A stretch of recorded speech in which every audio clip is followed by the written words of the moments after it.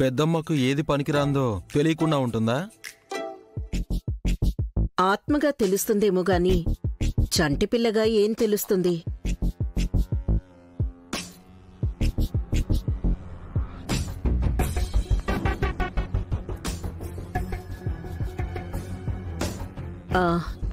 ఇదిగో నాన్న, ఈ ఫైల్ మీద నువ్వు సైన్ చెయ్యి. ఏం ఫైల్ అమ్మా ఇది? చదివితే 1,00,000 డౌట్స్ వస్తాయి తమ్మి.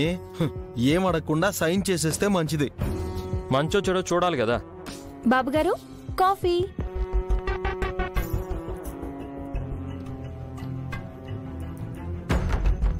అమ్మా, డీటెయిలింగ్గా చెప్పాల్సిన అవసరం లేదు. ఒక్క ముక్కలో చెప్పు చాలు, సైన్ చేస్తాను. మీ ఆవిడ వచ్చేంత వరకు ఆఫీసులో తన హోదాలో నిన్ను పెంచిన ఈ అమ్మను కూర్చోబెడుతున్నా అని నువ్వు అంగీకరిస్తున్నట్టు సంతకం పెట్టమంటున్నాను.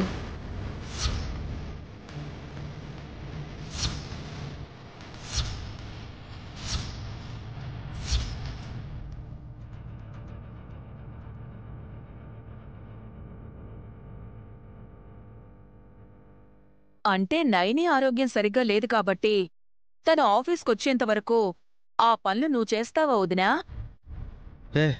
మమ్మీ, వీళ్ళకి సరిగా అర్థం కాలేదనుకుంటా. నేను చెప్పొచ్చా? ప్లీజ్.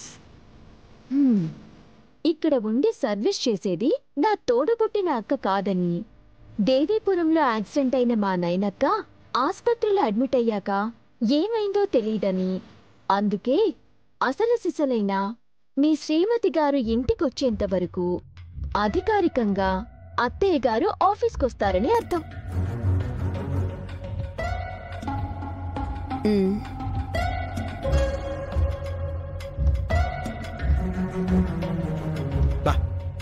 ఎంత చక్కగా చెప్పిందో నా చిన్న మరదలు. మళ్ళీ మళ్ళీ మొదటిగా వస్తున్నారంటాడు.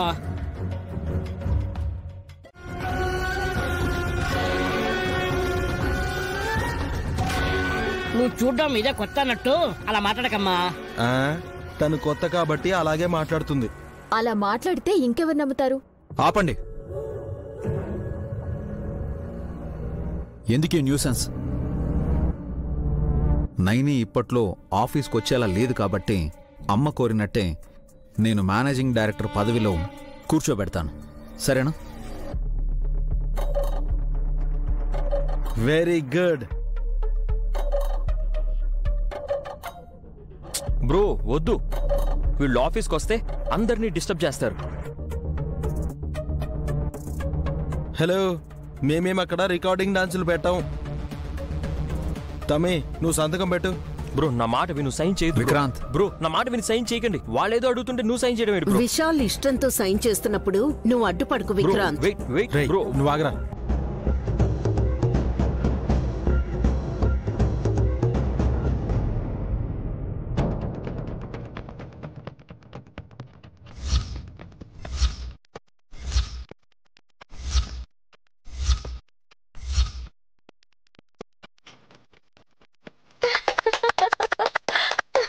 అరే, ఎందుకు చప్పట్లు కొడుతున్నావు? అధికారికంగా బాబుగారు దీని మీద సంతకం పెట్టినా గాయత్రి పాప కాఫీ వలకపోయేగానే ఇప్పుడిది చిత్తు చెత్త కాగితం అయిపోయింది. అవునా?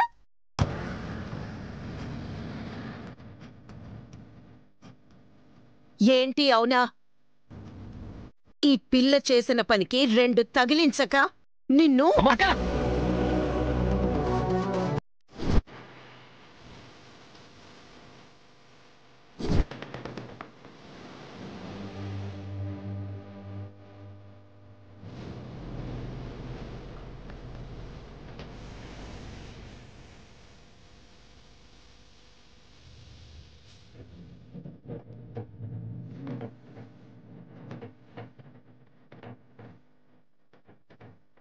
చెయ్యి వదులు.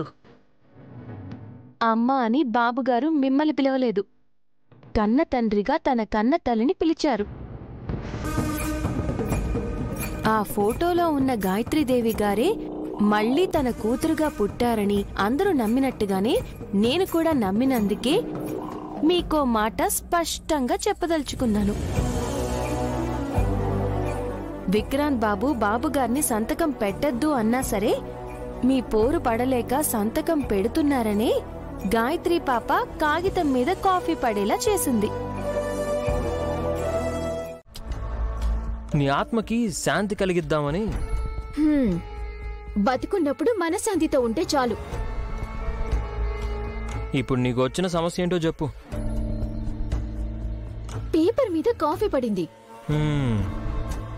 మా అమ్మ వాళ్ళు తెచ్చిన పేపర్ల మీద కాఫీ పడితే నీ పట్టు చీర మీద పడినట్టు ఫీల్ అవుతావేంటే? చీర మీద పడితే డ్రైవర్స్కి ఇవ్వచ్చండి. పాపం వాళ్ళ పేపర్ను ఏమీ చేసుకోలేరు కదా. అప్పుడే అన్నాను కదా, వాళ్ళు గూడు పుటాని చేయడంలో నీది కూడా భాగం ఉంది అని. రామచంద్ర, చచ్చినా అందులో నా పాత్ర లేదు. నువ్వు చస్తే ఇంక నీ పాత్ర ఎందుకుంటుంది?